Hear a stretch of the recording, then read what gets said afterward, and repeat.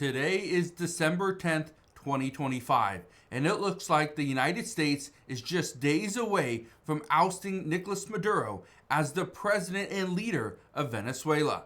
Everything now is lining up according to reports.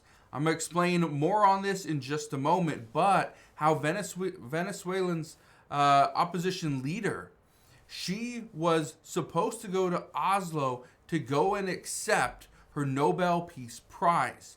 Well, she didn't show up for the ceremony. It does say that she was going to be there hours late, but according to reports, that's not the real reason. So I'm going to break down what's going on right now, explain what the United States is doing, and we are actually amassing more of a military presence at this time in Puerto Rico and the Caribbean. So that right there does send a pretty strong signal that the United States is prepared to go in and potentially oust Nicolas Maduro in the coming days. So I'm going to explain more on that in just a moment, but if you are waiting for something like this, so you're waiting for the news that yes, the United States is ready, well, go ahead, hit that like button, and I promise as soon as we get the major updates that the United States has either fired a missile or went into Venezuela, I promise I will come on and either do a live video or make sure I do a longer video to give you all the details. All right, now let's begin. Here's what happened yesterday. It says Venezuelan Nobel Peace Prize winner misses the ceremony but vows to continue the struggle. Now, this is Maria Corina Machado. Okay, she is technically, okay, the leader of Venezuela, or should be. Okay, I want to read something to you. It says right here, with Machado en route to Oslo, her daughter picks up the Nobel.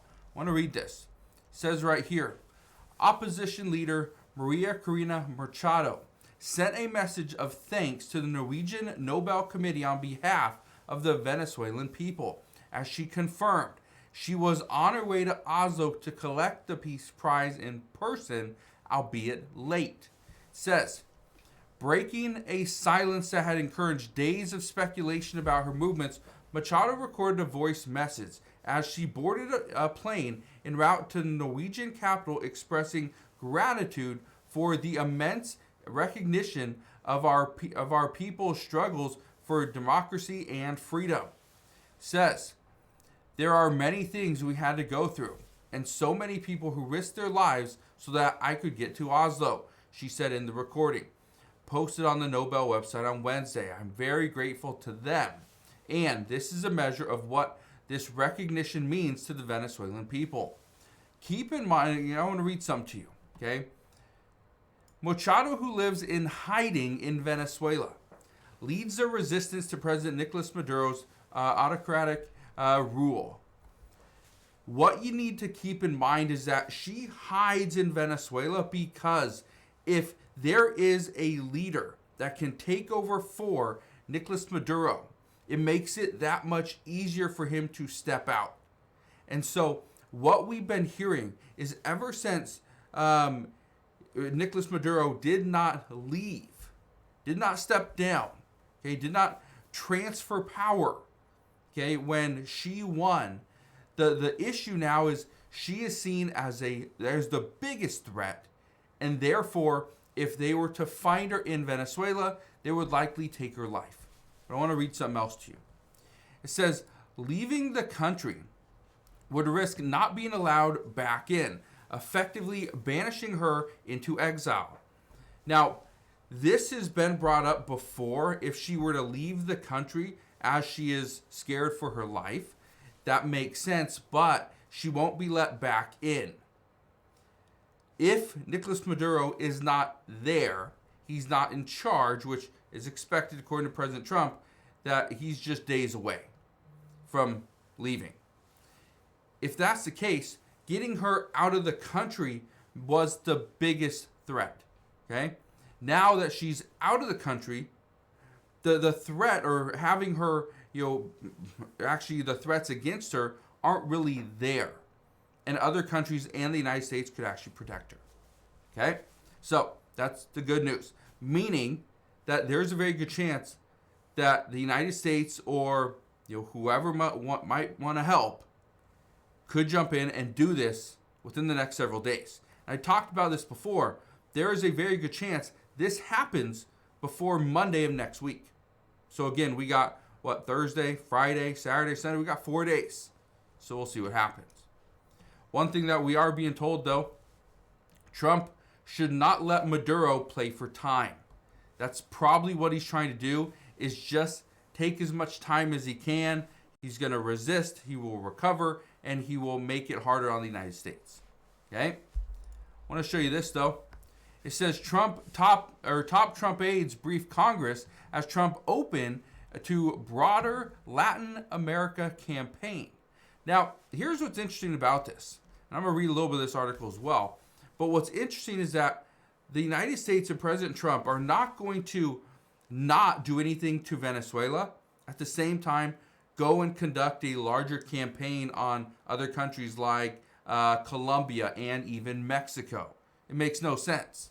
I want to read this to you. It says President Donald Trump's top national security advisors briefed members of Congress about the administration's campaign against suspected Venezuelan drug traffickers on Tuesday.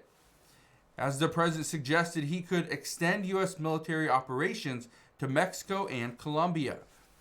President Trump can do this, but there, especially against Mexico, there's going to be a lot of pushback. Okay, as a result, he needs to get some type of result and success in Venezuela first, in order to see any type of extension of these drug campaigns.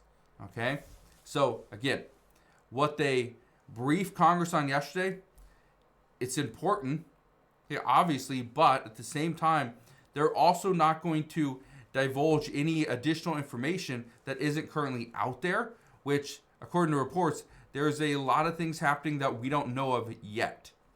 Okay. It says GOP lawmakers are wary of Trump escalating beyond boat strikes in Venezuela. And based off what we've seen, there's a reason to be a little bit skeptical about what's going on, because even though President Trump has said this is all because of the drugs being smuggled into the United States, the data doesn't actually support that. Because what President Trump has done, amassing such a large military presence in the Caribbean, it doesn't support the fact that we are going after these smaller boats. Now, we would not put the USS Gerald R. Ford in the Caribbean if we're going after a few small boats. Doesn't make any sense. What the United States did do yesterday, we deployed 2 fighter jets to Venezuela. That's something that we did early on yesterday, and I talked about that yesterday as well. It says, as tension between the U.S. and Venezuela continue to grow, American fighter jets made their closest known approach to Venezuelan airspace in years on Tuesday. The Pentagon flew 2 FA-18 fighter jets over the Gulf of Venezuela. It says, that's the nearest U.S. military aircraft has come to the country's airspace since the Trump administration launched its expanded anti-drug mission in the region. A U.S. defense official told Fox News that the flight was a routine training mission meant to demonstrate how far the aircraft can operate. Whether that's true or not doesn't really matter, but the United States continues to get closer to Venezuela. Now, here's something I want to show you. Trump lacks support or logistics for Venezuela ground invasion. Based off what we've heard over the past several weeks, the United States would not go in for a ground invasion to start. We would likely strike using missiles. Okay? If we strike using missiles, we take down some of Venezuela's air defenses as well, and we ensure that there is the proper transfer of power, which, according to reports, if Maria Corina Machado was able to get out of Venezuela, then that right there ensures her safety. Now we just got to oust Nicolas Maduro, take down his regime, and then we can put her into place. According to reports, she would be more than willing to work with the United States, and that right there is seen as the greatest threat to Nicolas Maduro. So, we'll see what happens. But as of right now, it looks like everything is starting to line up just perfectly for the United States to actually implement an attack. So we'll see, but as we get more reports, I promise I'll bring you all the latest news and updates as soon as we get them. But as of today, that is what we know. So again, thank you guys for watching. Consider subscribing, and I'll see you guys on the next one.